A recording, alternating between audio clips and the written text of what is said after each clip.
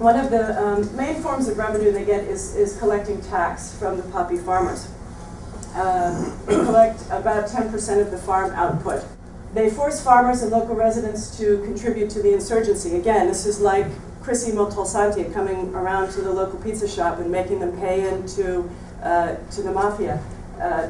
I've heard story after story after story of the Mujahideen, or sorry, of the bands of Taliban soldiers coming into shops and saying, you've got to contribute your money this month to the brothers in the Mujahideen. Probably the biggest amount of money from my research comes from protecting the opium trade, protecting drug convoys as they head towards the border, protecting drug refineries, protecting, in some cases, although I found this was to be less frequent, actually setting up defensive perimeters around poppy fields in certain areas. Increasingly, we're seeing Taliban commanders diversifying their activities within the drugs trade, and now in the last sort of 2 years, I started hearing about Taliban commanders actually running drug refineries themselves. That was something we never heard. Even just a few years ago, when I started looking into this, people would say to me, well, you know, every power broker in Afghanistan just takes a cut of what moves through his patch, and this is true. And it's not just illegal commodities, it will be legal stuff as well. Everybody will make truckers pay a little bit of money as they pass through the zone that they control. I talked about how they have diversified vertically throughout the drug trade. As well, they have diversified into other criminal activity in the area. Kidnapping is a growth industry there on both sides of the border. The most common victims are wealthy businessmen, Pakistani and Afghans. Diplomats have been taken. They're holding a lot of people, and the amount of money they're demanding in ransoms are very, very high. And what happens in these cases is that usually the individual will be kidnapped by some local criminal gang and then sold up the chain. Extorting mines and timber operations. This goes on much more over in eastern Afghanistan. This has been something that the HIG, which stands for Hizb Islami Gulbuddin, run by a really nasty character named Gulbuddin Hekmatyar, who was a former prime minister of Afghanistan. He still operates along the Pakistan border.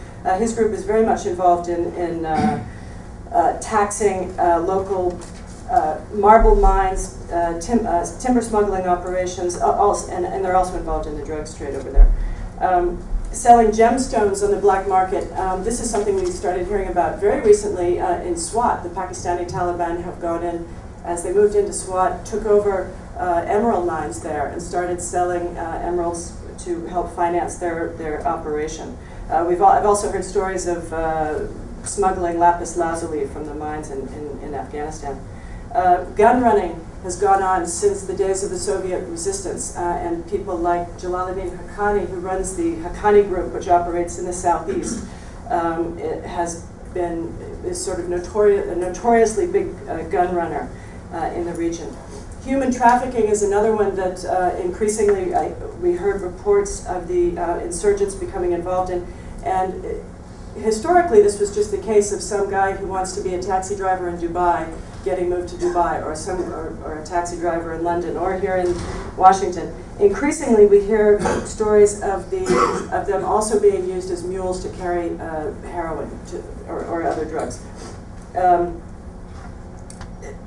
Basic robbery crime has just exploded in a lot of these areas, and you even hear of sort of dramatic events that over tremendous distances. Batullah Masood, who is the leader of the Pakistani Taliban, he's based in the tribal areas up along the Afghan border. There was recently a case that I heard about where a gang of thieves robbed a huge money-changing operation as far south as Karachi in Pakistan's southern port city, and brought the cash all the way up to Batullah Masood in South Waziristan. So. Again, you think of my Sopranos model, and all of this starts to make sense. Smuggling and antiquities. I did a report on this issue recently for National Geographic. Afghanistan, as any of you who have visited know, and northern Pakistan were at the crossroads of the ancient Silk Route, and both countries have an incredible and incredibly rich ancient history. Everybody from Alexander the Great to Genghis Khan. to the ancient Buddhists have moved through there, and there are incredible ancient sites that are being plundered at a level that's almost unparalleled around the world. Recently, the story I did with National Geographic, and I should know the figure, but I don't, the British government returned, I think it was 4 tons of antiquities that they recovered at Heathrow Airport. As we try and estimate, as I added up the taxes, taxes, the money they get from protection services, the donations of equipment and cash to the top officials. The UNODC estimates the Taliban and this is the Taliban alone, earn between earn about $400 million a year. I put the number closer to $500 million because I add in the commodities that they get, the trucks, the weapons, the medical care, even R&R. Smugglers will even pay for Taliban soldiers to go on R&R in Pakistan, even as far as Dubai. I have no way of estimating how much Al-Qaeda or the IMU earned, but it could be as much, less, more, and that's sort of my final note in this. We need to, in my opinion, follow the money a lot more closely than we are. And I'm sure people will ask me questions about buying the poppy crop or legalizing it for medicine. And I'd like to say we need to stop focusing on the farmland. We need to start focusing on the refineries, on the drug convoys, on the money laundering. We need to focus on the end. The farm gate profits is the smallest percentage of the insurgents' earnings. And by going after the farmers, we turn millions of people in Afghanistan against us. We need to go after the criminals and the extremists who are at the other end of the trade.